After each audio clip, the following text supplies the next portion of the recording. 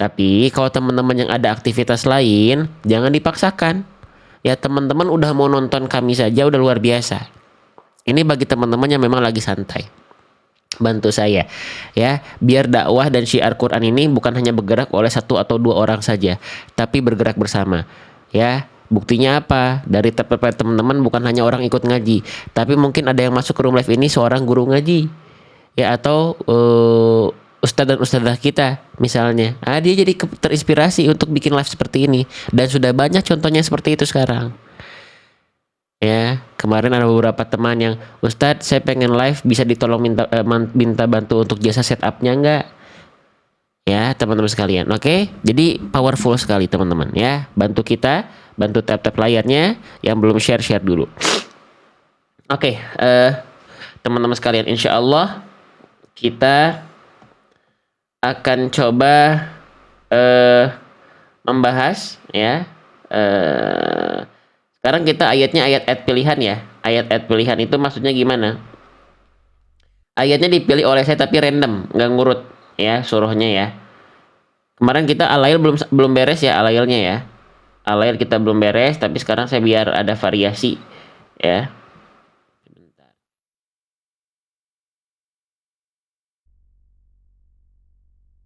Kita bahas huruf apa ya? Ayat apa ya? Bentar ya, kita baca ayat apa ya?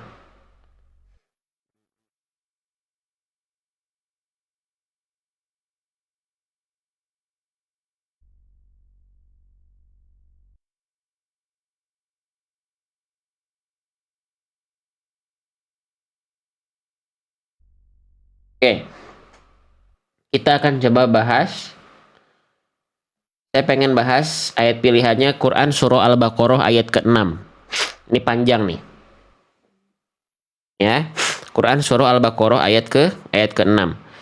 Nanti kita akan belajar huruf hijaiyahnya.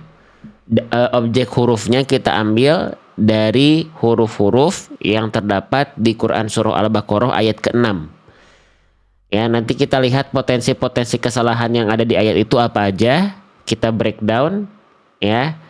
Gitu, kita pelajari. Ya, khususnya huruf. Ya, jadi tetap fokus kita di huruf hijaiyahnya. Kenapa? Karena banyak orang yang dia belajar baca Quran tapi hanya fokus pada hukum tajwid. Bagus tapi tidak cukup.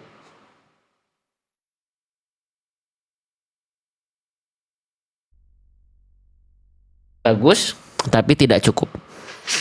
Ya, bagus tapi tidak cukup. Oke, jadi kita akan coba baca dulu ayatnya. Ya, teman-teman simak. Habis itu kita pelajari. Ya, sambil bantu ketuk-ketuk layar HP-nya, sambil aktif di kolom komentar biar ada interaksi ya. Oke ya. Baik, kita mulai.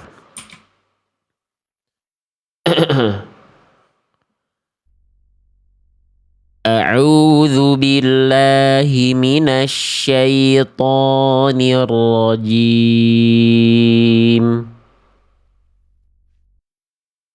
Innal ladzina kafaru sawa'un 'alaihim a'anzartahum am lam tunzirhum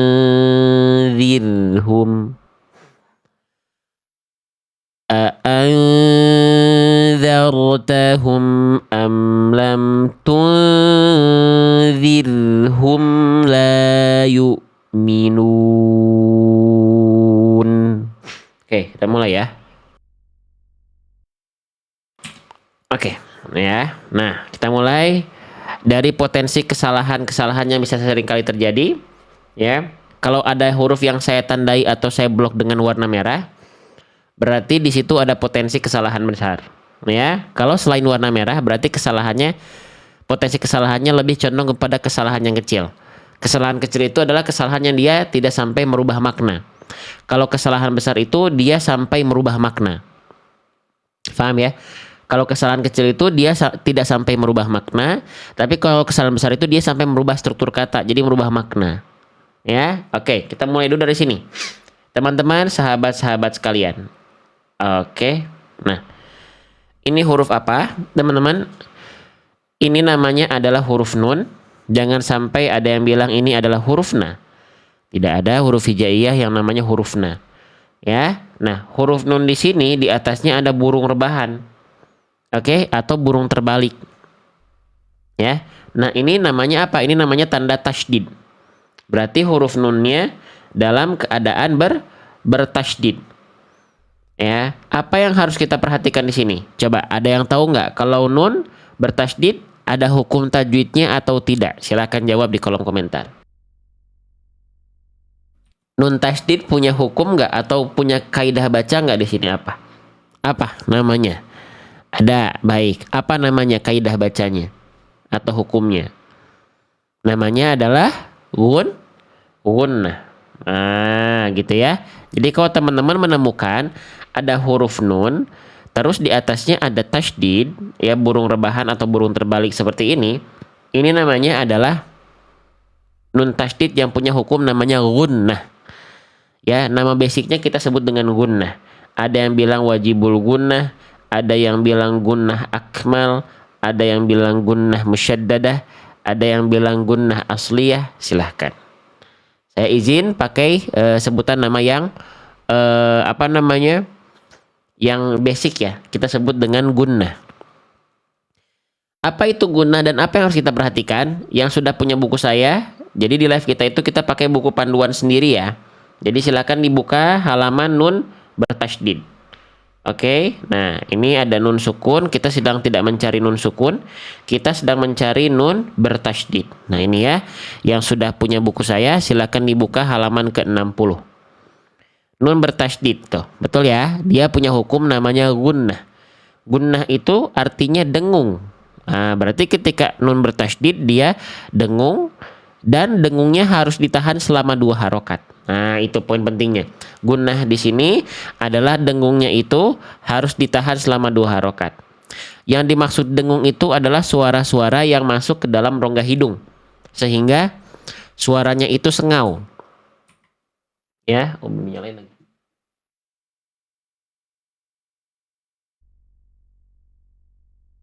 Apa nggak bisa nih? Sebentar ya.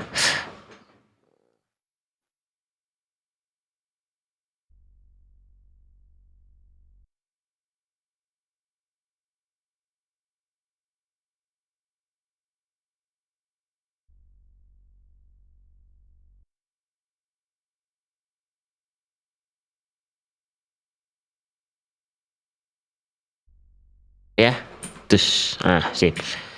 Oke, jadi gunnah itu adalah suara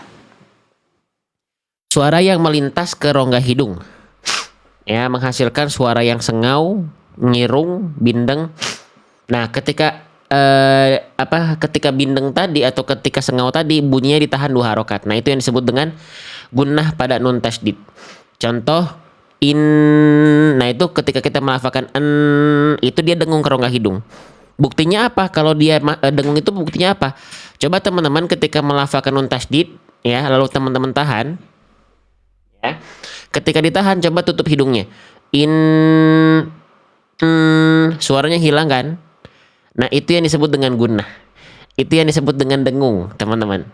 Ya, nah ketika en itu masuk ke hidung, tahan dulu harokat. Inna. Nah, baru masuk ke vokal harokatnya. Entah itu A, I, atau U menyesuaikan dengan ayat. Nah, itu yang disebut dengan gunnah. Ya, jadi nun bertasydid itu gunnah, hukum tajwidnya atau kaidah bacanya ya dengungkan dan harus ditahan 2 harokat. Jangan sampai tergesa-gesa. Paham nggak teman-teman? Karena nanti ini kesalahannya apa tuh? Kita bahas kesalahannya sekarang. Potensi kesalahan yang ini menjadi kesalahan populer dan menjadi kesalahan yang sering kali terjadi, teman-teman. Ya, apa di keumuman kita? Nih, tergesa-gesa dalam pelafalannya. Ya. Nah, tergesa-gesa itu apa? Dia belum ditahan 2 harokat si dengungnya. Harusnya ditahan dulu 2 harokat. Contoh ya. Contoh misalnya saya ambil kalimat yang ini deh, yang pendek ya. Perhatikan di Quran surah At-Tur ayat ke-31. Ya, di sini ada nun tasydid. Nah, nun tasydidnya kan harokatnya kasroh. Sebelum teman-teman baca kasrohnya atau vokal i-nya, si n ini harus ditahan dulu. Pelan-pelan belajarnya. Ya, jadi ketika kita baca, tahan. Fa in. Nah, ini udah ditahan nih 2 ketuk nih. Fa in. Baru ketika sudah an-nya ditahan 2 harokat, masukkan vokal i-nya. Fa inni. Fa inni. Paham nggak teman-teman? Jadi jangan sampai begini. Kesalahannya tuh begini, tergesa-gesa. Fa inni. Nah, itu dia belum ditahan. Itu gunahnya belum tertunaikan. Ya, coba saya minta satu lagi nih ya. Saya coba baca satu lagi nih. Misalnya gini. Quran surah Al-Isra ayat ke-88. Jangan sampai kita baca wal jinnu. Tapi wal jinnu. Ah, jadi n-nya itu santai dulu. 2 ketuk baru masuk ke vokal u-nya. Ya. Sekarang gini, untuk memastikan teman-teman paham, misalnya saya coba baca kalimat yang ini ya. Quran surah Al-Lail ayat ke-17. Fokus teman-teman, jangan beranjak ke huruf yang lain dulu, karena yang kita bahas dari tadi fokus dulu ini yang saya sudah warnai di buku saya. Nun tasydidnya saja ya. Kira-kira nun tasydid yang saya baca mana bacaan yang tepat nun tasydidnya? Yang A atau yang B? Kita mulai yang A. Wasayujannabuha. Yang B. Wasayujannabuha. Kira-kira mana nun tasydid yang lebih tepat teman-teman? Apakah yang A atau yang B? Silakan dijawab. Yang A tadi wasayujannabuha. Yang B wasayujannabuha. Oh, Masya Allah ya. Dominan sudah menjawab yang B ya dari teman-teman.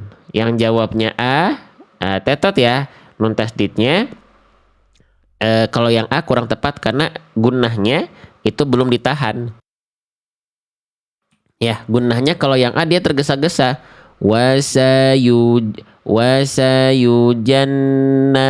Harusnya jannabuha gitu. Paham ya? Jelas sampai sini ya. Satu lagi.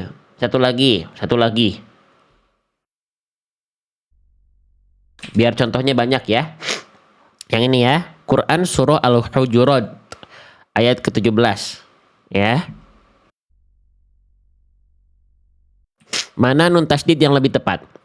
Apakah yang A atau yang B?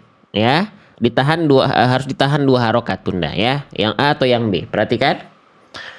Ya munnuna. Yang B ya munnuna. Kira-kira mana nun tasydid yang gunahnya oke? Yang A ya munnuna atau yang B ya munnuna. Kita lihat jawaban terbanyak dari teman-teman menjawab A atau B. Masya Allah ya. Dominan menjawab yang A. Tuh, lihat di kolom komentar deh teman-teman. Ya. Kenapa yang B salah sahabat-sahabat sekalian? Kenapa yang B nggak teman-teman pilih? Kenapa yang tepat yang A? Kenapa yang B nggak dipilih? Ya munnu. Karena kecepatan ya. Karena tergesa-gesa. Karena kurang ditahan. Karena masih 1 harokat. Ya, jawaban teman-teman diksinya beda-beda, tapi intinya sama, yaitu terburu-buru. Ya, harusnya tahan dulu 2 harokat. Bagus, Masya Allah ya. Jadi ini kesalahan yang basic, tapi walaupun basic tetap harus kita bahas. Kenapa? Karena kesalahan yang basic ini ya sering orang baca. Dan ini terjadi entah teman-teman baca Quran tuh tergesa-gesa atau gimana. Jadi setiap yang harus ditahan tuh teman-teman nggak tahan. Termasuk saya ya, sama. Makanya kita saling mengingatkan teman-teman sekalian. Kita saling mengingatkan bareng-bareng ya. Nah, sekarang kita coba aplikasikan dalam Quran surah Al-Baqarah yang sedang kita bahas nih. Al-Baqarah ayat ke-6. Ya. Oke? Nah, sekarang teman-teman tinggal jawab ya. Perhatikan nun tasydid yang saya baca di sini. Nun tasydidnya kalau sudah benar silahkan komen benar. Kalau salah komen salah. Kita mulai. Bismillah. Innalladzina kafaru. Innalladzina kafaru. Innalladzina. Nah, kira-kira nun tasydid yang barusan saya baca itu benar atau salah? Salah atau benar? Salah ya? Nah, kerasa ya? Kerasa salahnya kalau nun tasydid yang barusan itu salahnya apa? Kesalahannya apa? Coba yang jawab salah. Innalladzina. Innalladzina. Salahnya adalah tergesa-gesa, terburu-buru, alias tidak ditahan dulu bunyiannya ketika dengung selama dua harokat. Ya, harus ditahan dulu karena dia punya hukum namanya gunnah, gitu ya. Paham ya? Oke, kita lanjutin lagi ya. Nah, kita lanjutkan. Inna, harus ditahan dulu begitu ya. Contoh nih, kita contohkan dulu. Innalladzina. Jadi huruf yang ketika bertasydid itu harus ditahan, yang punya hukum gunnah itu ada dua huruf. Contohnya satu lagi apa? Contohnya adalah huruf mim bertasydid. Mim bertasydid persis sama huruf mim ya. Cuman bunyinya bukan an. Kalau nun bunyinya bukan an tapi gitu. Ya. Oke, contohnya amma ya. Nah, itu mim tasydid gunnah juga sama. Amma yatasaalun. Atau saya kasih contoh aja deh biar sekalian ya. Nih. Satu lagi yang punya hukum gunnah, teman-teman, namanya mim bertasydid. Tuh, gunnah juga sama, dengung dan ditahan dua harokat. Jadi sama di sini juga kesalahannya sama tuh, tergesa-gesa. Ya, oke, ini kayak kelihatannya gampang, tapi biasanya yang gampang, yang mudah kita nggak fokus dalam melafalkan. Kita fokus sama hal yang kita anggap sulit, yang gampang jadinya salah. Yang sulit mungkin akan lebih tepat, tapi yang salah, yang gampang, yang mudah jadi salah. Karena nggak fokus kita melafalkannya. Fokusnya cuma ke hal yang kita anggap sulit. Contoh ya. Misalnya saya baca yang ini nih. Ya.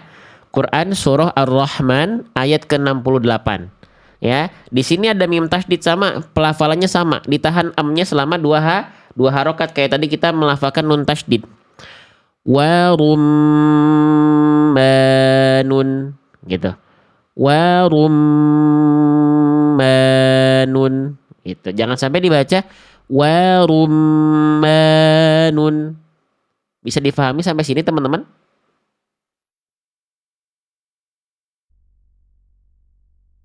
Paham ya? Paham ya? Nah gitu, itu tambahan sedikit aja.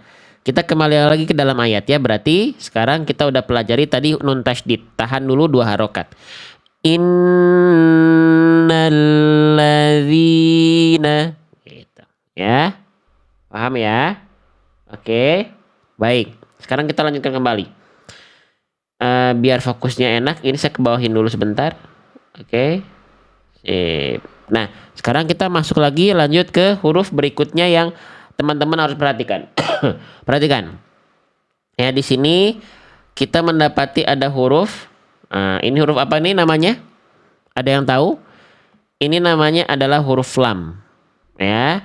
Lam perlu dibahas nggak? Perlu, teman-teman. Karena lam di sini sama nih dalam keadaan bertasydid. Ini ada kesalahan. Ya. Ada potensi kesalahan kecil yang sering kali terjadi ketika kita melafalkan huruf lam. Khususnya ketika contohnya di dalam ayat adalah lamnya bertasydid. Oke, apa kira-kira? Oke, gini. Perhatikan baik-baik. Ya, yang tadi kita sudah belajar nun tasydid ya di buku saya ya. Sekarang kita pindah ke mana? Ke lam tasydid. Nah, ada di halaman ke-52-nya. Oke, sip. Kita harus kenal bunyi huruf ya teman-teman. Sekali lagi di live kita itu fokusnya belajar huruf hijaiyah dengan mengenal bunyi. Bunyi salahnya bagaimana, bunyi yang benarnya bagaimana. Kalau masalah bentuk huruf, saya yakin dari kecil teman-teman sudah kenal bentuk huruf. Ya, bahkan nama hurufnya teman-teman saya yakin sudah tahu. Tapi ketika baca Quran masih sering salah. Betul nggak? Padahal udah kenal huruf. Kenapa bisa? Karena kita belum betul-betul kenal sama huruf hijaiyah. Kita hanya kenal bunyi hanya kenal bentuk huruf, hanya kenal fisiknya aja. Belum kenal betul-betul hakikat bunyinya bagaimana. Sedangkan asas dalam membaca Al-Qur'an itu adalah bunyi. Ya. Oke? Jadi harus kenal dengan bunyinya. Nah, kesalahan lam tasydid ya, apa? Satu saja teman-teman. Tapi ini banyak orang masih lafalkan. Apa? Nih, kita baca ya.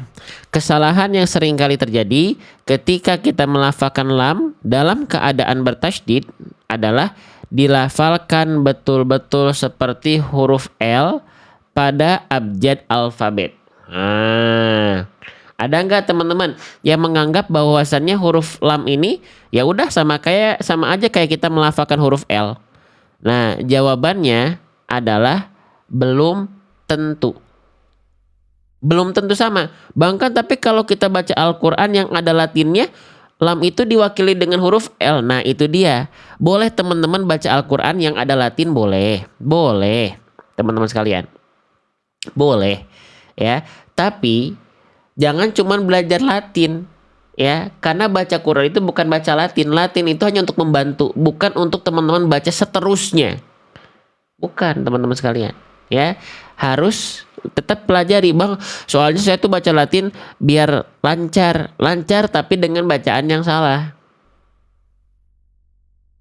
Kecuali L alfabet teman-teman benar sama kayak huruf lam. Nah makanya teman-teman tetap harus belajar bagaimana cara melafalkan huruf lam. Ya, oke. Nah bagaimana cara melafalkan huruf lam? Ayo saya temenin ya, perhatikan. Nih, huruf lam itu dilafalkan. Nah perhatikan.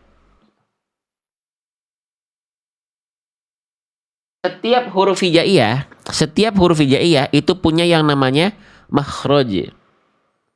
Saya bukan bilang Al-Qur'annya ada fitur latinnya nggak bagus, ya bagus. Tapi kitanya yang kadang-kadang jadi pemalas. Cuma lihat latin doang, ya. Gitu. Oke?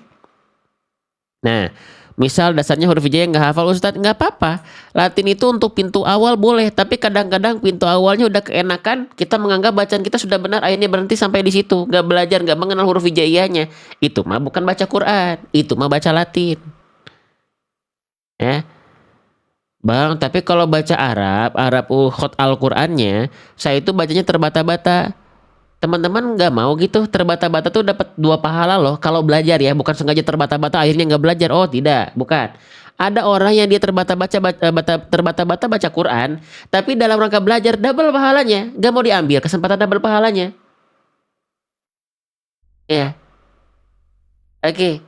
Walladzi yaqra'ul Qur'an wa yatata'u fi wa huwa 'alaihi syaqqun lahu ajran.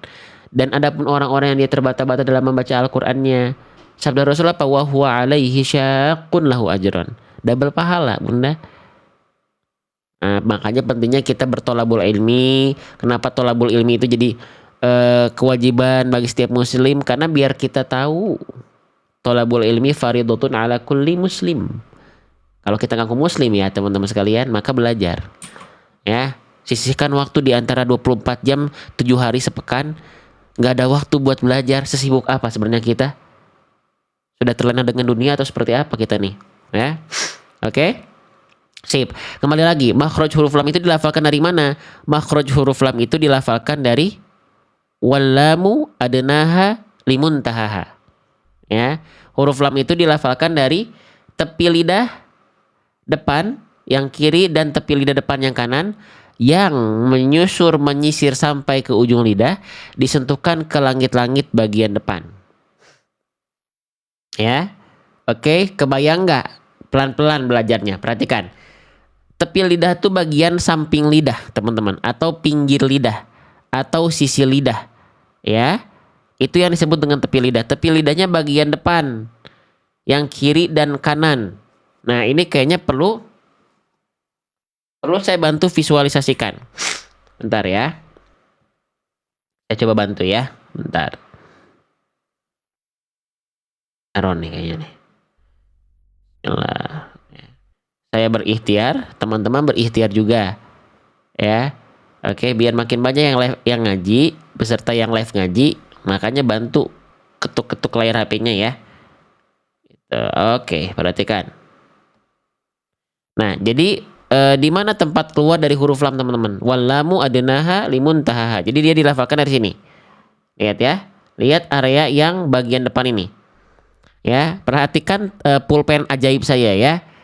Ini yang saya tunjuk ini adalah makhraj huruf lam. Jadi huruf lam itu ya dari tepi lidah bagian depan sini, oke, ya, menyusur sampai ke ujung lidahnya dan tepi lidah bagian depan kiri dari sini mungkin ya. Nah, dari sini menyusur sampai ke ujung lidahnya itu yang disentuhkan.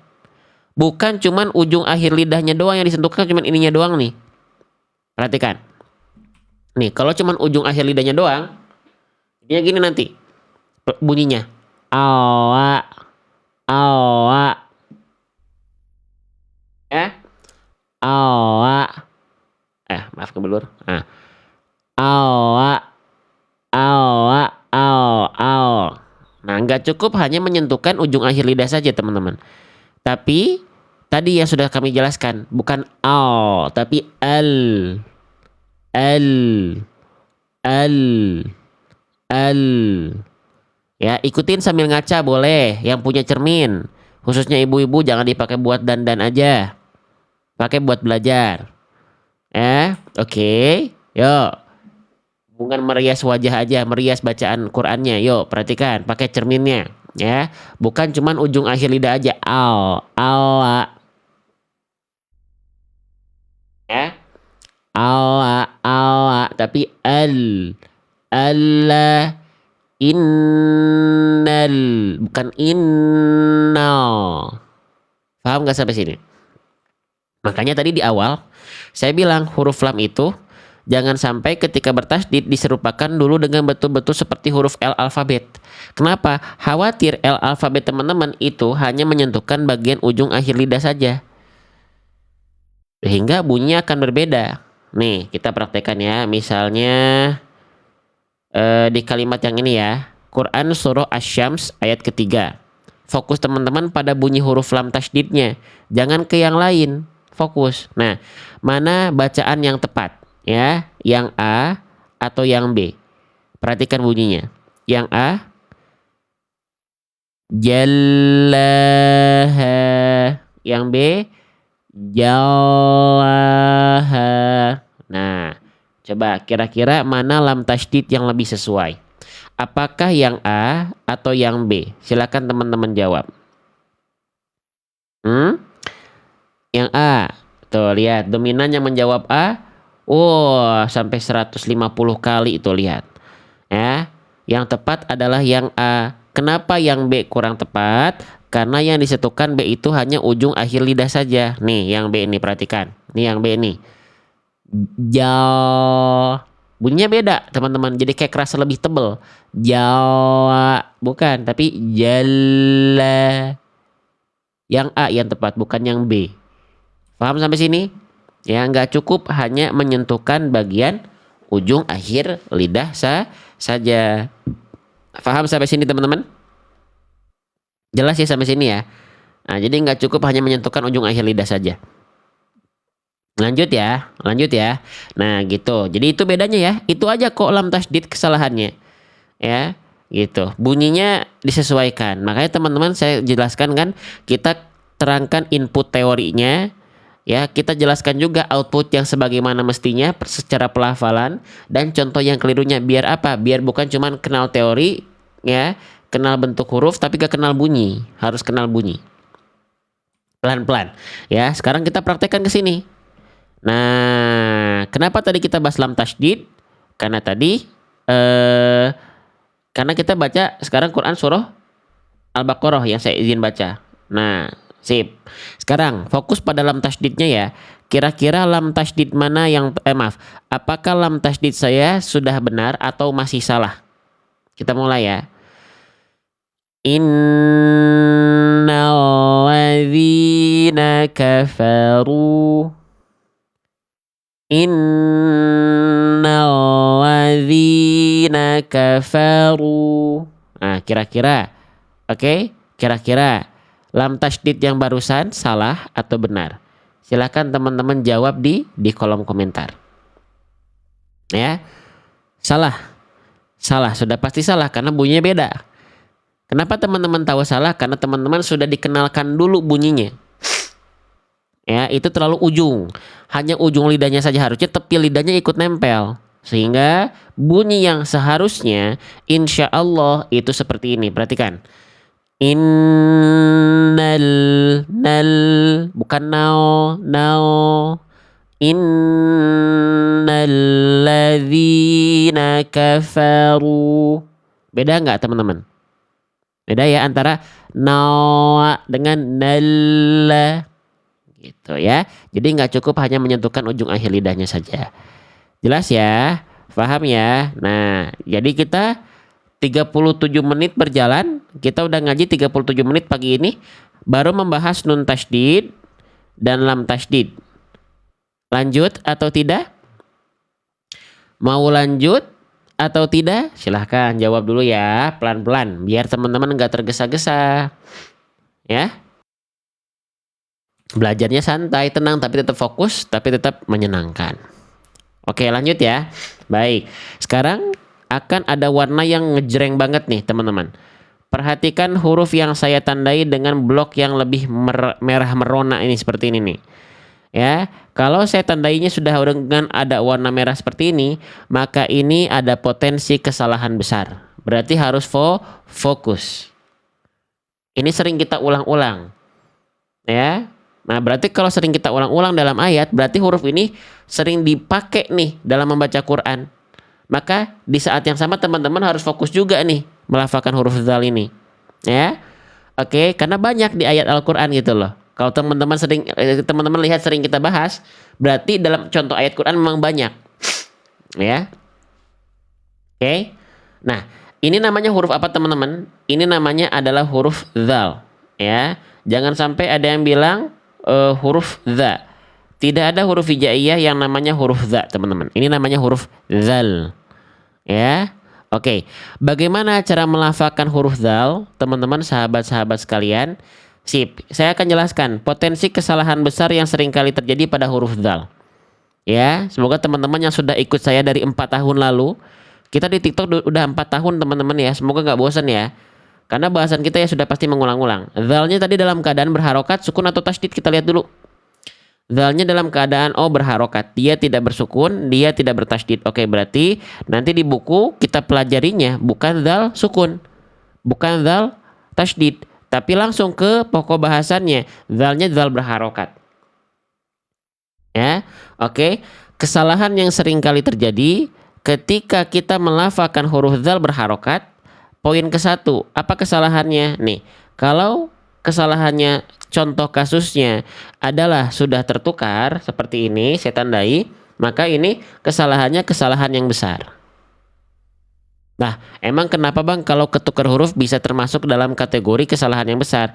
Karena tertukar huruf itu bisa merubah makna yang terkandung dalam ayat yang kita baca. Kenapa bisa merubah makna? Karena berubah huruf, berubah struktur kata. Contoh kayak kita bilang, saya membeli kamus berbahasa Arab. Saya membeli kamus bahasa Arab. Kamus U-nya ganti pakai kamis. Saya membeli kamis bahasa Arab. Apa artinya? Walaupun tidak jadi rusak, tapi jadi rancu maknanya. Apa maksudnya? Ya, jadi sepenting itu huruf tidak tertukar. Harokat tidak tertukar. Kamus, kamis, tukar bahaya tuh. Ya, oke. Nah, lanjut lagi ya. Nah, jadi jangan sampai tertukar. Nah, huruf dzal ini punya potensi kesalahan besar. Apa? Nih, saya bahas 3 dulu nih. Potensi kesalahan besar pada huruf dzal adalah pada tertukar dengan 3 huruf ini.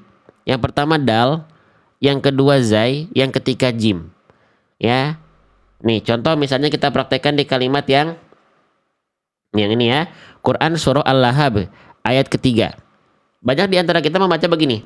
Datalahabin, datalahabin, ataupun zatalahabin, ataupun jatalahabin. Nah, itu salah besar semuanya. Jangan dianggap sepele bunyi itu. Perhatikan bunyinya yang kita baca. Ya, iya Ustadz, saya tuh kadang-kadang salah, suka nggak sadar. Ya makanya baca Quran harus penuh dengan kesadaran teman-teman sekalian. Ya, harus penuh dengan kesadaran. Jangan sampai tidak sadar. Ya, Itu jadinya gitu. Aduh iya Ustadz, saya sering kali baca nggak sadar salah. Ya makanya harus sadar. Ya. Oke. Nah, kenapa bisa huruf zalnya itu tertukar? Ya, karena apa? Karena pasti akan ada salah pada makhrajnya. Ya.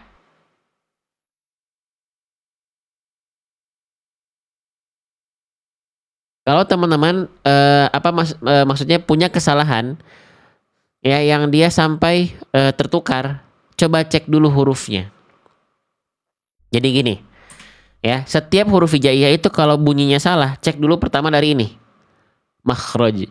Coba saya pengen tanya di antara 2.000 orang yang memandang live saya, ada yang baru pertama kali mendengar istilah makhraj atau tidak? Kalau ada boleh komen saya. Takutnya ada yang baru pertama kali mendengar istilah makhraj. Coba boleh komen saya. Ada nggak? Tuh, ada? Ada nggak?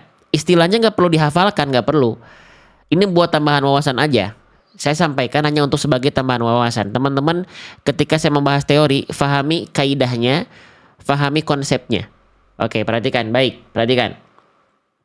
Jadi, setiap huruf hijaiyah yang sering kali kita baca ketika baca Al-Quran, itu masing-masing huruf punya yang namanya makhraj.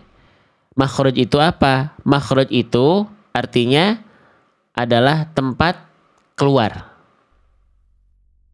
Ya, tempat keluar. Ya, di mana tempat keluar dari huruf Dari huruf zal, teman-teman sekalian. Nah, di mana tempat keluar dari huruf zal? Nah, huruf zal ini keluar dari ujung lidah menyentuh ke ujung gigi seri atas. Jadi, tempat keluar ini penting ya untuk kita pelajari. Ya, penting untuk kita pelajari, teman-teman. Karena kalau bunyi teman-teman salah berarti tempat keluarnya teman-teman harus dicek dulu nih. Itu langkah awal pertama.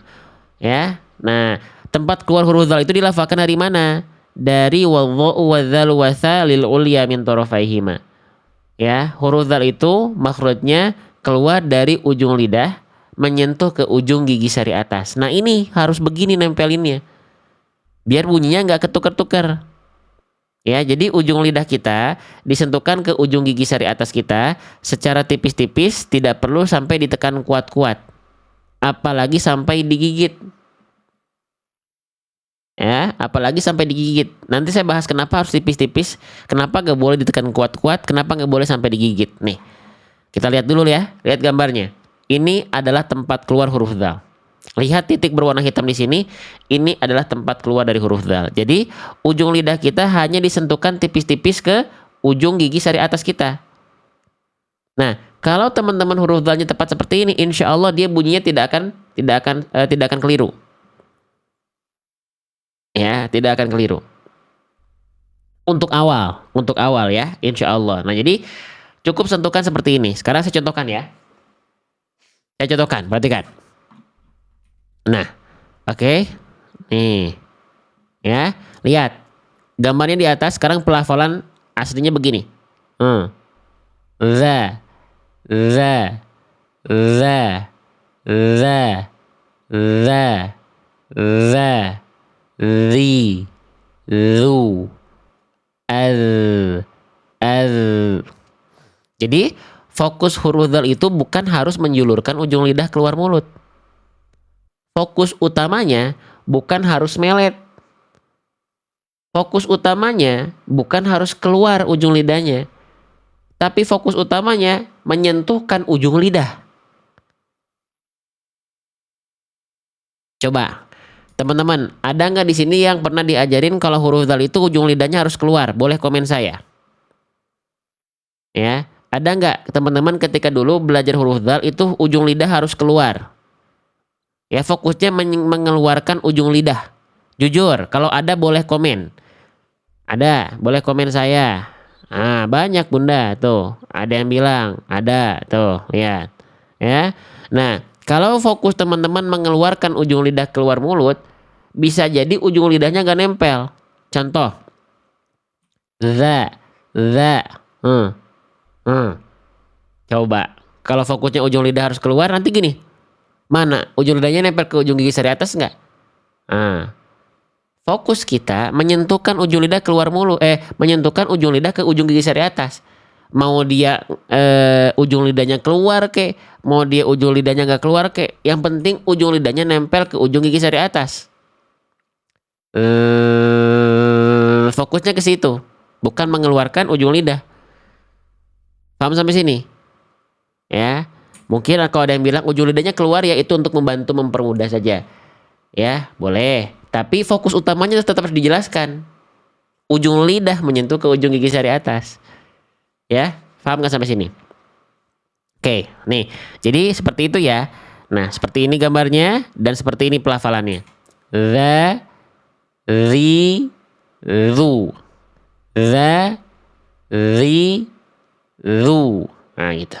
Oke, jelas ya. Nah, kalau teman-teman melafalkan zalnya seperti itu, insya Allah dia tidak akan tertukar hurufnya dengan 3 huruf ini.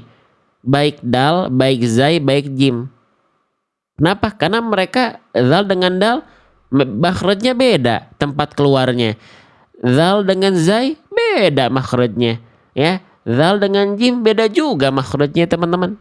Nih, kita praktekkan deh. Misalnya di kalimat yang tadi ya ini ya. Nih, kalau huruf dal itu ujung lidah ke pangkal gigi sari atas teman-teman nih. Kalau dal ya lihat. Da, da, da. Beda kan kalau zal tadi za. Terus kalau berubah jadi huruf zai, zatalahabin. Kalau zai itu ujung lidahnya nggak kelihatan kan? Ujung lidahnya ke gigi sari bawah kalau zai nih. Za. Di bawah kalau zai itu. Kalau jim tengah lidah, ja. Beda kan sama za, beda kan? Beda nggak? Oke, beda. Ya, gitu. Oke, paham sampai sini? Jadi kalau teman-teman ngerasa hurufnya ketukar-tukar, cek dulu dimulai dari makhraj. Apa namanya? Makhraj atau tempat keluar. Ya, oke. Nah, sekarang pertanyaan saya. Berarti kalau udah tahu makhraj Bang, berarti potensi kesalahan tertukarnya masih ada nggak? Boleh dijawab menurut teman-teman. Kalau kita sudah melafalkan huruf hijaiyah sesuai dengan makhrajnya atau tempat keluarnya, apakah masih bisa tertukar? Kalau masih bisa tertukar boleh komen masih, kalau tidak boleh komen tidak. Jawab sesuai dengan apa yang teman-teman tahu. Kalau kita sudah melafalkan huruf hijaiyah sesuai dengan tempat keluarnya, masih ada potensi tertukar atau tidak? Oke, baik. Dominan menjawab tidak ya. Berarti kalau makhrajnya udah tepat, insya Allah dia tidak akan tertukar. Kata siapa? Ya, kita buktikan ya. Zal itu ya, dan setiap huruf hijaiyah tetap harus diperhatikan. Ya, oke. Perhatikan teman-teman. Jadi zal ini kalau kita sudah lafalkan sesuai dengan makhraj, dia masih punya potensi menjadi kesalahan besar karena tertukar. Lah, berarti nggak cukup belajar makhraj. Nah iya, itu poin pentingnya. Nggak cukup kita belajar makhraj. Emang zal kalau udah makhraj udah sesuai, dia masih bisa ketukar sama huruf apa? Saya tulis ya. Nah, ini buat bonusnya. Dia masih bisa ketukar dengan huruf ini. Dia masih bisa ketukar sama huruf ini. Ya, dia masih bisa ketukar dengan huruf ini dan ini. Ya, za, wo, sa masih bisa ketukar. Lah, emang kenapa Bang antara zal dengan wo dan sa? Tahukah teman-teman? Za, wo, sa makhrajnya di situ juga. Mau dibahas nggak? Pelan-pelan ya. Ustadz, tapi kalau giginya sudah ompong jadi bocor bacaannya Ustadz, nggak apa-apa. Kalau teman-teman ada yang sudah giginya ompong bagian depan, ya nggak apa-apa. Lafalkan sesuai kemampuan. Allah maha tahu Bunda. Bunda latihan dengan maksimal, lafalkan sesuai dengan kapasitas Bunda. Allah maha mengetahui. Tenang aja. Ya, bahas ya. Baik teman-teman. Jadi walaupun zal sudah kita lafalkan tepat dari makhrajnya, teman-teman harus tetap perhatikan. Ya, karena dia masih punya potensi kesalahan besar nih. Kita ulang lagi ya. Semoga gak bosan. Makhraj dari huruf dal itu dilafalkan dari ya ujung lidah menyentuh ke pangkal gigi seri maaf, ujung lidah menyentuh ke ujung gigi seri atas. Ya. Oke. Nah, disentuhkannya secara tipis-tipis, tidak perlu ditekan kuat-kuat. Contohnya kan tadi begini. Oke, yaitu dzal. Sekarang kita lihat makhraj dari huruf tha. Yuk kita baca bareng-bareng. Di mana tempat keluarnya? Huruf tha. Ujung lidah menyentuh ke ujung gigi seri atas, sama ya? Sama nggak? Tuh, secara tipis-tipis, tidak perlu ditekan kuat-kuat, sama atau tidak? Ya, coba. Sama ya. Sekarang kita pindah ke huruf dho. Nih, baca lagi makhrajnya. Ya, huruf dho itu makhrajnya dari ujung lidah menyentuh ke ujung gigi seri atas secara tipis-tipis, tidak perlu ditekan kuat-kuat, sama nggak? Sama nggak? Sama. Makanya sama juga loh, sama juga kan. Nah iya. Lah terus bang, kalau misalnya ada huruf hijaiyah yang dia makhrajnya sama begitu, gimana cara ngebedainnya? Nih, kita liatin dulu ya sebentar ya. Za, ta, wo. Semuanya di situ juga tuh. Lihat lagi. Za, ta, wo. Nah, yang belum tahu pengen kita cari tahu gak? Gimana cara ngebedainnya? Jadi nggak cukup kita hanya mengenal tempat keluar huruf. Karena ada yang dia tempat keluar hurufnya sama. Wadzo'u, wadzalu, wasa lil ulia min torfaihima. Dza, zi, zu, sa, si, su, wo, wi, wu. Yang membedakan adalah ada yang bilang bentuk bibir. Tumpuannya bukan di bibir bunda, bedanya. Oke, saya jelaskan satu-satu ya. Tapi boleh nggak sambil saya jelaskan, yang lagi santai bantu live kita ini, bantu syiar kita bareng-bareng ini dengan sambil tap-tap layar, sambil aktif di kolom komentar. Kalau saya lagi tidak tanya, fokus sambil tap-tap layar, nggak perlu kencang-kencang. Ketika saya bertanya, silahkan jawab di kolom komentar. Ya, interaktif ya. Oke, aktif ya. Yuk, perhatikan. Jadi, misalnya karena objek bahasan kita adalah dzal, sekarang saya akan sandingkan antara dzal dengan tha dulu. Ya, dzal dengan huruf tha. Ya, biar nggak ketuker. Karena makhraj mereka sama. Nah, kalau antara dzal dengan tha, kalau ada huruf hijaiyah yang makhrajnya sama, maka teman-teman nanti mereka bisa dibedakan yang pertama dari segi sifatnya. Oh, ada sifatnya lagi, ada. Ya, gitu. Setiap huruf hijaiyah itu dia punya sifat. Ya. Setiap huruf hijaiyah itu dia punya sifat.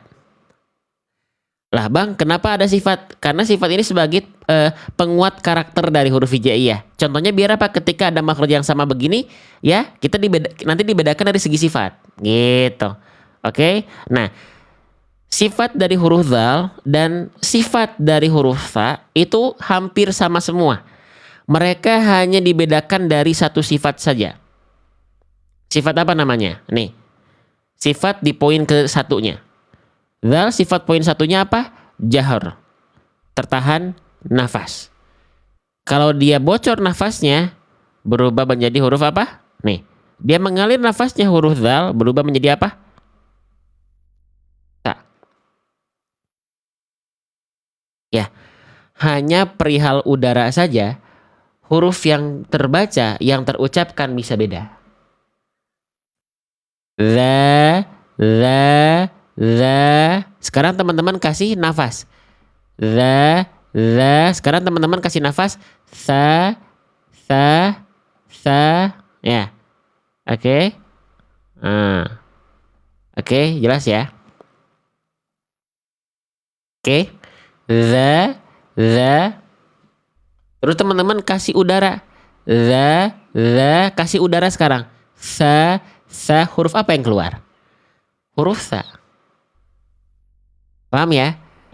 Jadi apa bedanya? Kalau dzal dengan tha, jangan biarkan huruf dzalnya keluar nafas.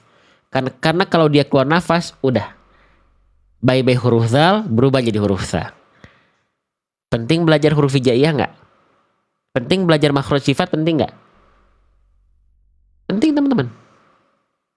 Ya, penting sekali. Oke, sip gitu ya. Nah, misalnya sekarang kita praktekkan dulu nih. Ya, di sini nih. Yang ini ya misalnya ya. Atau enggak yang ini. Yang ini deh. Perhatikan. Coba kira-kira mana huruf zal yang tepat? Yang A atau yang B? Sebelum kita bahas bedanya antara zal dengan dha. Oke? Yang A, la yumbazanna. Yang B, la yumbasanna. Mana bacaan zal yang tepat? Yang A atau yang B? Ya, yang A, la yumbazanna. Yang B, la yumbasanna. Wah, lihat. Dominan menjawab yang A tuh sampai 200 kali. Bisa difahami kawan-kawanku, sahabat-sahabatku sekalian? Bisa ya? Bisa ya? Oke. Jelas ya? Nah, sekarang kita bahas ya bedanya antara zal dengan tha. Oke? Kita bahas bedanya antara zal dengan tha. Siap? Siap? Oke. Maaf. Zal dengan dha. Maaf. Tadi kan zal dengan tha sudah. Sekarang za dengan dha. Oke. Jadi kalau tadi za dengan tha hanya perihal nafas. Sekarang kalau zal dengan dha bedanya apa? Karena makhrajnya sama. Bedanya ya, nih, sama pasti dari segi sifat. Nih, kita lihat sifat dari huruf zal dan sifat dari huruf dha. Cuman yang ini agar lebih mudah, saya akan jelaskan dulu. Huruf hijaiyah itu nanti teman-teman dibagi menjadi dua kelompok besar. Huruf hijaiyah itu dibagi menjadi dua kelompok besar. Ya. Oke. Ada yang tebal, ada yang karakternya tipis. Oke, pelan-pelan. Huruf hijaiyah dibagi menjadi dua kelompok besar.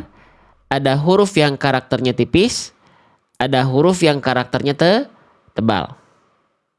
Oke, paham? Nah, sekarang kita cari tahu dulu nih. Objek utama kita kan yang dibahas adalah huruf zal. Nah, sekarang kita tanya teman-teman, zal itu termasuk ke dalam huruf yang tipis atau termasuk ke dalam huruf yang tebal? Sok pelan-pelan. Silahkan dijawab dulu. Zal itu termasuk ke dalam huruf yang karakter pelafalannya tipis atau termasuk ke dalam huruf yang karakter pelafalannya tebal? Oke. Dominan sudah menjawab tipis ya. Sepakat ya? Oke, zal tipis. Nah, cara membuktikannya gimana? Yang sudah punya buku saya, dari tadi kita pakai buku yang saya tulis sendiri ya. Izin. Nih, di halaman huruf zal ini, di bawahnya ada tulisan tarkik. Tarkik itu artinya apa? Murokokoh. Apa artinya? Artinya adalah dibaca dengan keadaan tipis. Karena dia huruf yang tipis. Atau dibaca dengan suara yang ringan. Bedakan sekarang dengan huruf dha. Kalau dha itu kira-kira huruf tebal atau huruf tipis? Kalau zal tadi tipis. Kalau dha tebal atau tipis? Coba dijawab ya.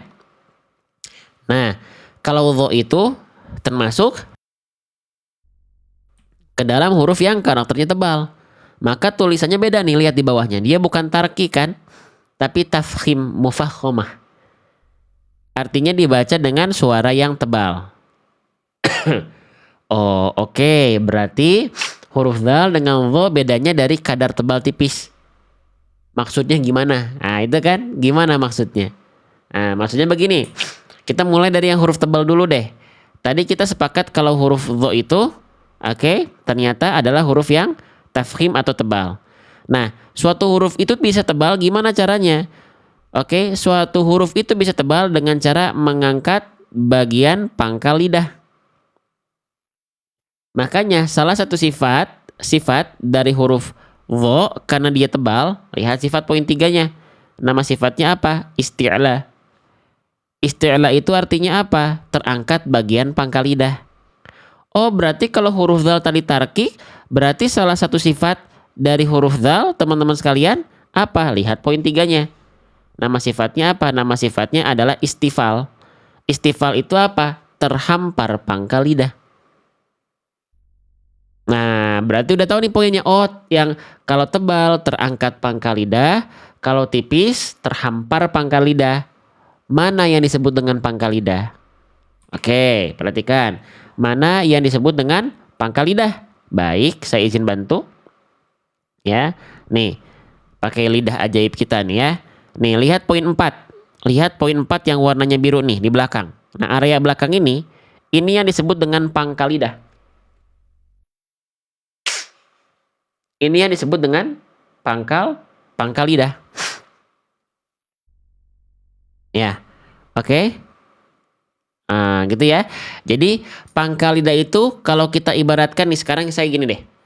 Kalau kita ibaratkan ini adalah lidah kita, ini ujung lidah kita, ini tengah lidah kita. Nah, lidah terdalam ini adalah lidah pangkal kita.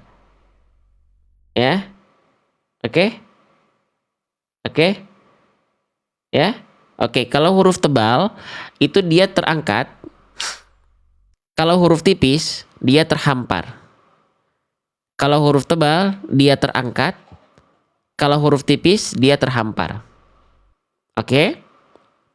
Paham ya? Prakteknya. Bang, kenapa nggak langsung praktek? Kalau buat anak-anak, langsung praktek oke. Karena anak-anak itu nirunya cepat. Kalau kita yang mungkin sudah dewasa bahkan lanjut usia, kadang-kadang butuh penjelasan dulu betul atau tidak. Sok.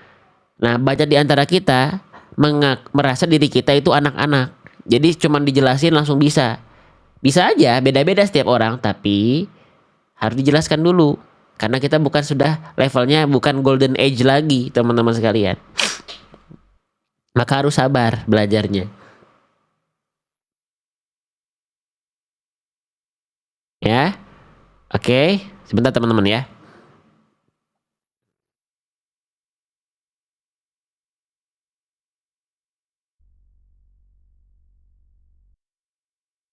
Bentar ya. Oke, ini saya ngabarin dulu ada tukang mau ke rumah.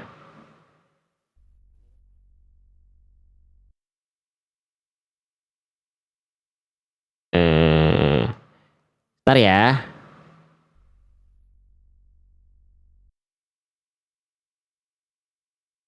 Bentar ya. Ini ada darurat sebentar.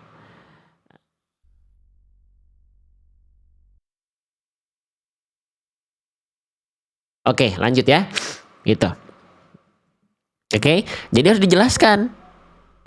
Ya, itu. Kita tuh ya itu tadi ya. Kenapa nggak langsung praktek aja gitu ya nyontohinnya? Karena kita harus tahu dulu. Kecuali kita anak-anak golden age itu mereka nggak perlu banyak penjelasan mbak bibu. Contohin aja anak-anak tuh. Ya, kalaupun mau dijelaskan dengan dengan istilah-istilah atau dengan penggambaran yang disesuaikan dengan usianya. Ya, oke. Jadi kalau huruf tebal naik, huruf tipis pangkalnya turun. Nah, sekarang kita coba contohkan. Contoh misalnya huruf wo dengan zal ya. Nah, misalnya saya siapin dulu gini deh. Oke, saya siapin dulu ya biar teman-teman bisa lebih nyaman. Kalau masalah paham atau tidak itu urusan Allah. Itu ranahnya Allah. Ranah saya itu adalah membantu teman-teman berikhtiar dengan maksimal ya. Oke, ini perhatikan bedanya. Berarti zal pangkal lidahnya gak naik. Za, lidah dalamnya gak naik. Za, zi, zu. Kalau zo, wo, wo, wi, wu. Beda nggak bunyinya? Coba. Za, wo, zi, wi, zu, wu. Beda nggak teman-teman? Beda nggak? Beda. Nampak depannya nggak terlalu berbeda teman-teman. Kalaupun berbeda sedikit antara kalau zal kan kelihatannya lebih senyum ya. Za, za. Tapi memang naturalnya begitu, bukan memang sengaja kita senyum-senyumin teman-teman sekalian. Za, zi, zu. Kalau wo itu dia nggak sampai yang kayak senyum karena naturalnya begitu. Wo, bukan wo, kayak gitu. Jadinya aneh, nggak natural jadinya. Ya nggak alami. Wo, wi, wu. Nah, jadi fokus teman-teman ketika membedakan huruf tebal dan tipis adalah bukan dari posisi mulut dulu, tapi dari esensi yang paling penting dulu apa? Pangkal lidah. Jelas sampai sini? Jadi kalau tadi zal dengan sa itu bedanya udara, Kalau zal dengan dho bedanya pangkal lidah. Jelas sampai sini? Paham sampai sini? Bisa diikuti teman-teman sekalian ya. Oke, sip. Nah, sekarang kita praktekkan kembali misalnya ke yang ini ya. Nih, sekarang misalnya saya baca yang ini ya. Quran surah Asy-Syams. Ya, ayat ke-12. Terima kasih untuk tetap tap-tap layar teman-teman ya. Terima kasih tanpa saya komando, tanpa saya aba-aba, tanpa saya minta teman-teman tap-tap layar. Berarti teman-teman berikhtiar tanpa diminta. Ya, terima kasih. Baik, lanjut. Ya, di Quran surah Asy-Syams ayat ke-12. Ya. Mana huruf dzal? Ustazah, kurban di kampus saya belum bisa jawab Bunda ya. Masalah kurban itu saya rasa saya belum layak untuk menjawabnya. Karena saya belum ada keilmuan yang teman-teman bisa ambil dari bahasan selain bahasan Al-Quran, baca Quran yang basic. Saya tidak akan masalah agama, itu masalah yang tidak bisa kita jawab sembarangan. Jadi ada yang bertanya masalah kurban, silakan cari ke orang yang lebih layak diambil ilmunya. Ya, maaf ya Bunda ya, saya belum bisa jawab pertanyaan di luar bahasan Quran. Bahasan Quran pun kalau yang saya tidak tahu, saya akan bilang tidak tahu. Ya, oke, gitu ya. Sama, saya juga masih belajar. Gitu ya Bun. Di sini ruangnya ruang belajar untuk baca Quran. Ya. Oke ya. Oke, perhatikan. Ya, jadi kira-kira nih, mana huruf dzal yang lebih tepat? Ya. Fokus pada huruf dzalnya. Oke, yang A atau yang B? Ya, kita mulai. Yang A, idhim ba'asa. Yang B, idzim ba'asa. Kira-kira huruf dzal yang tepat yang A atau yang B? Ya, yang A atau yang B? Yang A, idhim ba'asa. Yang B, idzim ba'asa. Kira-kira mana tuh yang tepat? Aduh, afwan, kesenggol. Yang B ya. Yang B ya, Masya Allah, luar biasa ya. Yang B ya, sepakat dan sepakat insya Allah ya. Yang B teman-teman. Kerasa nggak kalau yang A itu, tadi bunyinya beda, kerasa nggak? Ilim. Yang B, irim. Padahal nampak depan sama ya. Yang A, li. Kalau kita lihat nampak depan doang nih, li. Kalau nampak yang B, li, ya, karena huruf tebal tipis bukan bertumpu pada perbedaan mulut dulu. Itu mah natural, nanti akan ngikutin. Tapi yang fokus kita itu dengan pangkal lidah, bukan bertumpu gini. Nggak gitu. Nggak ada hubungannya dengan mulut. Paham ya? Jadi yang tepat adalah yang B. Oke, sekarang misalnya kita praktekkan di yang ini nih. Nah, ini sering kali terjadi. Huruf dzal kita di kalimat An-Nas ayat 1 yang merupakan juga kalimat salah satu penggalan kalimat di ta'awudz, a'udzu billahi minasyaitonirrajim. Hati-hati. Tadinya kita mau berlindung kepada Allah dari godaan setan. Kalau misalnya dia berubah jadi huruf dha, itu nanti maknanya berubah lagi pasti. Ya. Bisa jadi syaitan tidak pergi teman-teman sekalian. Karena apa? Karena kita baca Qurannya juga salah, kata setan tuh. Lah, itu lihat huruf dzalnya aja ketuker sama dha. Jadi nggak takut setannya. Salah bacanya. Ya, salah bacanya, bukan itu dha, bukan dzal. Ya, nggak jadi perginya. Setannya nggak jadi pergi. Lah, salah bacaannya. Gitu, ya. Oke, perhatikan. Nih, mana yang tepat? Mana bacaan dzal yang tepat? Kita mulai. Yang A, a'udzu. Yang B, a'udzu. Nah, ya. Mana yang tepat? Ayo. Nih, kita baca soalnya di isti'adzah nih. Jangan sampai kita malah setan nggak jadi pergi nih. Salah bacaannya, jadi nggak jadi takut. Yang A, a'udzu. Yang B, a'udzu. Lihat, sip, ini udah bisa. Tinggal nanti dilatih di rumah, ya. Oke. Jelas sampai sini? Paham sampai sini? Oke ya, oke ya. Si pelan-pelan. Ini kita baru bahas kesalahan satu ini soalnya. Dari tadi belum bahas kesalahan duanya. Oke, paham ya? Sip. Oke, jadi bukan a'udzu tapi a'udzu. Zu tipiskan. Pangkal lidahnya turun.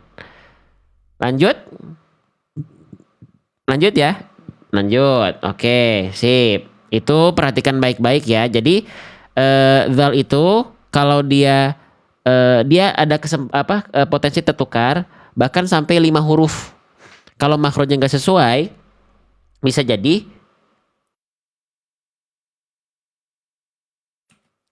dia tertukar dengan huruf dal, zai, dan jim. Tapi kalau dia sudah sesuai makhraj tetap harus diperhatikan sifatnya. Karena bisa jadi dia tertukar dengan dho dan tha. Ya. Oke, lanjut ke kesalahan kedua. Nah, kalau kesalahan kedua ini itu bukan menjadi kesalahan yang besar. Kenapa? Karena hurufnya nggak ketukar. Cuman yang kurang sifatnya. Jadi kalau makhrajnya udah nggak ketukar, ya itu dia lihat sifatnya. Ada sifat-sifat yang kalau tidak ditunaikan akan berubah menjadi huruf yang lain. Ada yang dia salahnya sifat nih, tapi nggak sampai merubah huruf. Paham ya? Pelan-pelan ya. Nah sekarang di kesalahan poin kedua ini sama. Makhrajnya udah tepat tapi sifatnya belum tepat. Tapi tidak sampai merubah makna. Karena nggak berubah hurufnya. Ya. Oke. Kesalahan yang sering kali terjadi di poin kedua ketika kita melafalkan huruf dzal berharokat adalah kurang sempurna aliran suara dari huruf dzalnya. Nah ya, oke. Ya kurang sempurna aliran suara dari huruf dzal. Maksudnya gimana? Maksudnya gini. Misalnya kita contohkan di Quran surah Al-Adiyat ayat ke-7 ini. Saya contohin ya. Tadi makhraj huruf dzal ujung lidah disentuhkan dengan ujung gigi dari atas. Tapi siapa yang bunyi huruf dzalnya masih begini? Ala dalika. Ala dalika. Coba. Ada yang melafalkan dzal udah tepat makhraj tapi bunyinya masih kayak begitu, boleh komen saya di kolom komentar. Silahkan.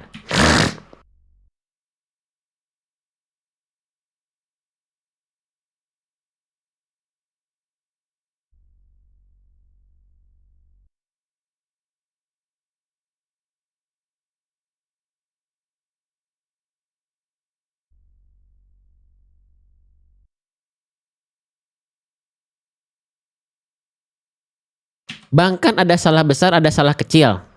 Ya. Kan yang tadi cuman kesalahan kecil. Berarti gak penting dong. Oh, bukan begitu. Adanya perbedaan salah besar, salah kecil, klasifikasi salah besar dan kecil itu biar kita tahu mana skala prioritas yang harus kita dahulukan. Paham nggak? Kalau teman-teman sudah tahu nih, oh yang ini salah besar nih, yang ini salah kecil, dahulukan mana yang teman-teman latih? Yang salah besar dulu. Kenapa? Yang salah besar bisa merubah makna. Kalau salah kecil, bukan berarti tidak penting, tapi kita dahulukan dulu yang besar. Paham sampai sini? Paham ya? Bukan berarti kesalahan kecil nggak penting untuk dipelajari. Enggak, teman-teman. Tapi dahulukan dulu kesalahan besar. Ya. Itu makanya nanti ketika teman-teman ngaji misalnya sama guru-guru teman-teman sekalian sama guru ngaji teman-teman, tanyain itu kesalahannya besar atau kecil, Ustadz.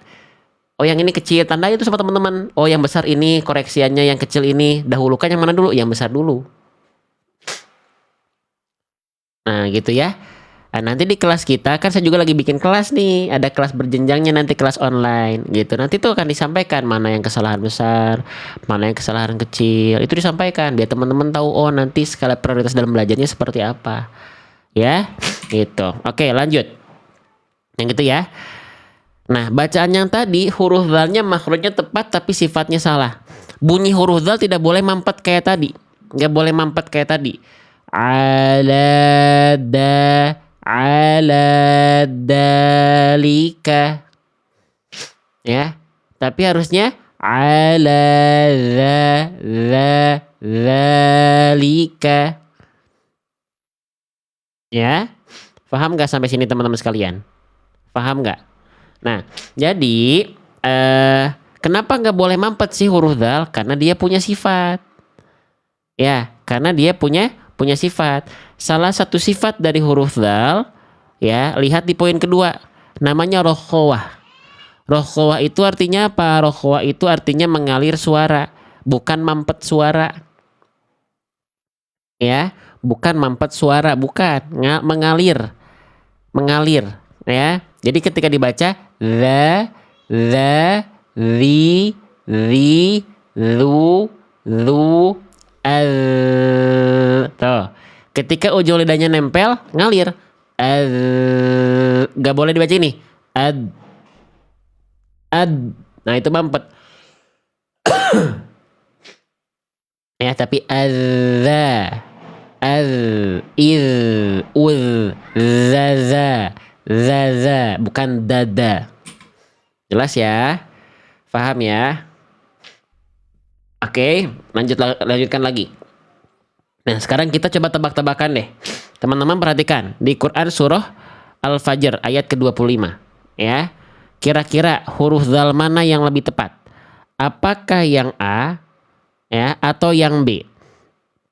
Konsentrasi. Yang A, adabahu. Yang B, azabahu. Kira-kira tuh Bang Rian menjawab B. Ya, Bunda Rumaisyah menjawab B.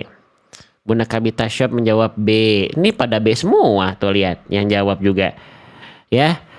Oke, dominan sudah tepat ya, hampir 200 kali itu yang jawab B. Allahu Akbar. Yang tepat adalah B. Ya. Oke. Azabahu yang B ya. Kalau yang A itu suara zalnya mampet. Ada, ada. Nah, yang A begini. Oke, ya. Oke. Ini yang B, yang tepat. Azabahu. Azabahu. Bukan yang A.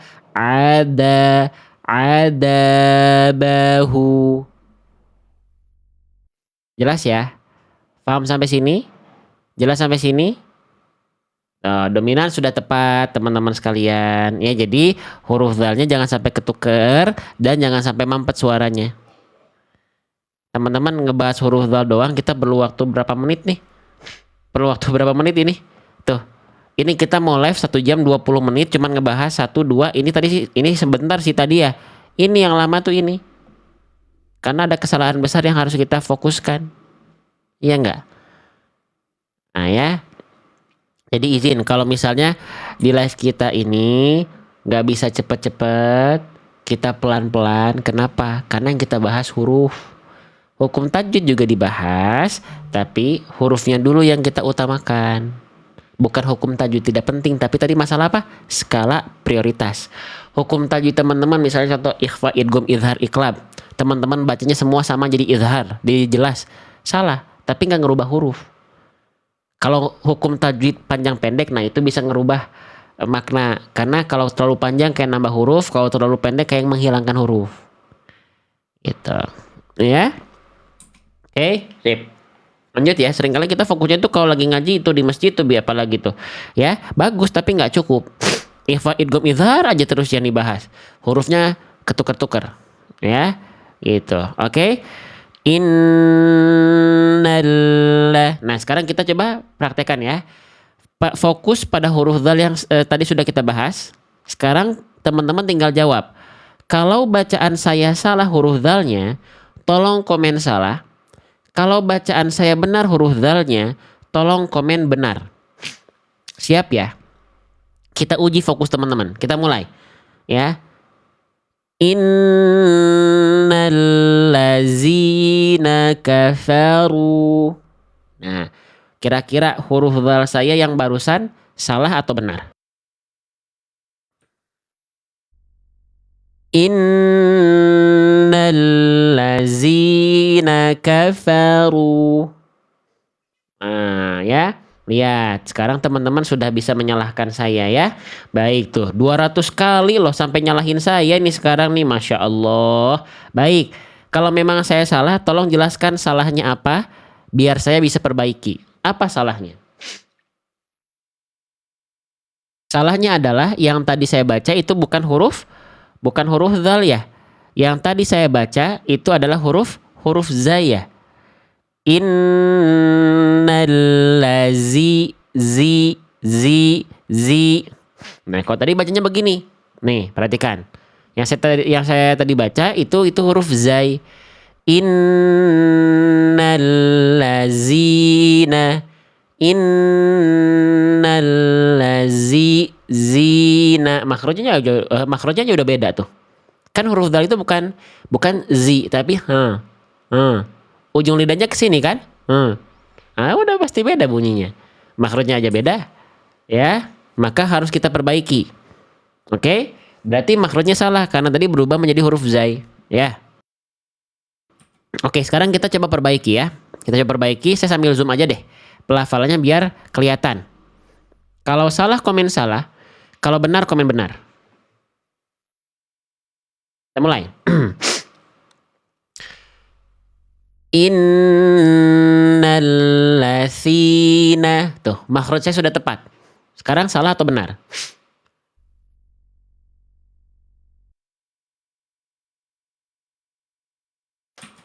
Innallazina.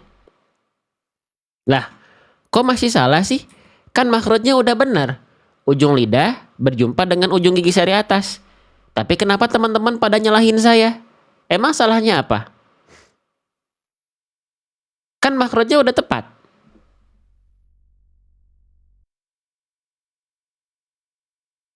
Salah karena dibaca menjadi huruf ta. Lah, kok bisa? Kok bisa berubah menjadi huruf ta sih? Alasannya kenapa bisa jadi ta? Innallazina. Apa yang menyebabkan zal berubah jadi ta? Karena keluar udara. Karena keluar angin. Kan tadi udah kita bahas ya, sifat huruf zal tidak boleh keluar angin. Walau zal makhrajnya sudah tepat, tapi kalau sifatnya salah, masih bisa salah hurufnya. Jadi, gak hanya kita perlu mengenal makhraj, tapi harus kita kenali seperti apa sifat-sifatnya. Bunda, ini yang nanya masalah kurban. Ya, saya nggak bisa jawab ya, Bun. Bukan kapasitas saya menjawab tentang kurban. Sama saya juga masih belajar. Saya mah apa adanya aja. Kalau saya nggak tahu, saya bilang nggak tahu. Bunda cari ke yang lebih pantas untuk Bunda dapati ilmunya terkait itu. Ya Bun, yang nanya kurban ini dari tadi nanya kurban saya sudah jawab ya Bun. Kalau sekali lagi komen, saya izin untuk mute dulu ya. Karena sudah saya jawab ini, Bunda. Ya, tuh nanya lagi lihat. Izin ya, saya izin mute Bunda. Karena Bunda sudah saya jawab dari tadi. Ya, oke. Nah, ini mah memang gak nge-follow kita Bunda, teman-teman tuh. Nama akunnya memang gak nge-follow kita tuh. Cuma sengaja ngeramein aja. Ya, gak nge-follow kita soalnya. Ya, saya izin jawab pertanyaan-pertanyaan yang saya nggak tahu, saya akan bilang saya nggak tahu. Ya, gitu. Oke. Kenapa Ustadz? Kan Ustadz, saya tidak pernah merasa diri saya Ustadz. Saya teman belajar di teman-teman sekalian. Ya, gitu. Jadi kalau saya nggak tahu, saya boleh bilang nggak tahu. Masalah agama kan nggak boleh sembarangan ya. Setahu-tahunya kita, kayaknya ini deh jawabannya. Oh nggak bisa.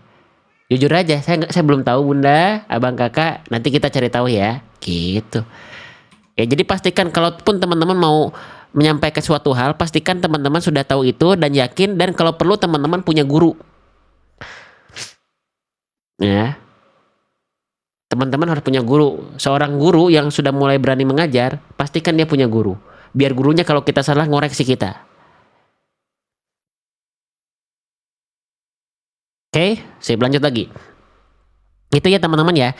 Jadi huruf zal ya, jangan sampai tadi berubah jadi sa ya karena keluar angin. Oke. Sekarang saya coba praktekkan lagi. Berarti huruf zalnya nggak boleh berubah menjadi huruf zai, nggak boleh keluar angin. Oke. Sekarang Innalladzina. Tuh, udah bener dong, makhraj tepat, nggak keluar angin. Innalladzina. Salah benar nih. Harusnya bener dong. Tuh kan? Tuh kan? Tuh, saya juga masih banyak salah lihat disalahin sama teman-teman bacaan saya. Ya, sama. Jadi jangan panggil saya Ustadz, panggil aja Kang, Mas, nggak apa-apa ya. Gitu. Karena saya tidak pernah merasa diri saya Ustadz, bukan ya. Salah benar, teman-teman. Kenapa salah? Tadi saya baca awal jadi huruf zai, saya udah ikutin. Innallazina, zina, saya udah ikutin, makrotnya salah. Oke, ujung lidah nempel ke ujung gigi seri atas kan? Saya baca lagi.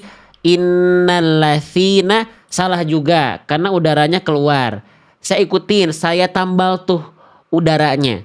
Ya, yang sekarang innalladzina. Ini udah nggak ada nafas.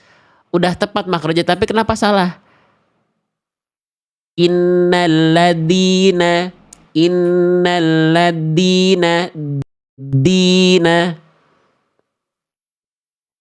Alasannya karena mampet suaranya. Alasannya karena tidak mengalir suaranya. Alasannya karena terputus suaranya. Zal punya sifat rokhawah. Zal punya sifat rokhawah. Harusnya dibacanya gimana? Kalau yang sekarang bener gak nih? Innalladzina kafaru. Innalladzina kafaru. Yang itu benar atau benar? Nggak nyalahin lagi nih, seriusan nih. Seriusan nih. Benar ya? Nah, terasa bedanya? Senang nggak belajar seperti ini teman-teman? Senang nggak? Pelan-pelan ya? Lama ya? Ya maafin ya teman-temannya karena ya itu kita yang saya kejar itu bukan cepat teman-teman, tapi tepat. Walaupun semuanya perlu waktu. Semuanya perlu waktu. Kita belajar seperti ini sudah dari 4 tahun lalu, Bunda. Belum ramai-ramai live ngaji seperti sekarang. Sekarang kan udah ramai ya. Tampilannya hampir sama semua. Ya, ada yang dari HP, ada yang pakai kamera. Support konten-konten ngaji. Bantu teman-teman sekalian. Ya, karena bertahan bertahan selama 4 tahun terakhir ini bukan hal yang mudah teman-teman sekalian. Itu ya. Jadi jangan lupa di follow dulu akun kita. Ya, insya Allah kita ketemu setiap hari ya. Mau ketemu setiap hari? Jangan lupa follow akun ini. Oke, baik. Sekarang saya izin bertanya teman-teman. Saya boleh istirahat dulu teman-teman? 1 jam 30 menit full belajar pagi ini. Full belajar. Cuman saya izin bertanya teman-teman, saya pengen tanya, kalau kita belajar seperti tadi ya, nun tasydid kita pelajari ya, tuh tadi nun tasydid kesalahannya apa, bunyi salahnya gimana, kita contohin pelan-pelan, bahkan saya siapkan kamera khusus di sini untuk ngezoom, ya. Terus tadi huruf lam tasydid kita bahas juga, ya. Terus tadi terakhir apa, huruf dzal ya. Kita bahas huruf dzal. Kira-kira metode yang saya buat ini dari buku membantu nggak teman-teman? Membantu nggak? Seru nggak? Boleh komen kalau ngerasa seru mengenal bunyi-bunyi huruf hijaiyah seperti ini. Ternyata belajar huruf hijaiyah ini seru, boleh komen seru di kolom komentar. Saya pengen tahu di antara 2000 orang ini yang berkenan menjawab berapa banyak ya. Seru nggak belajar huruf hijaiyah?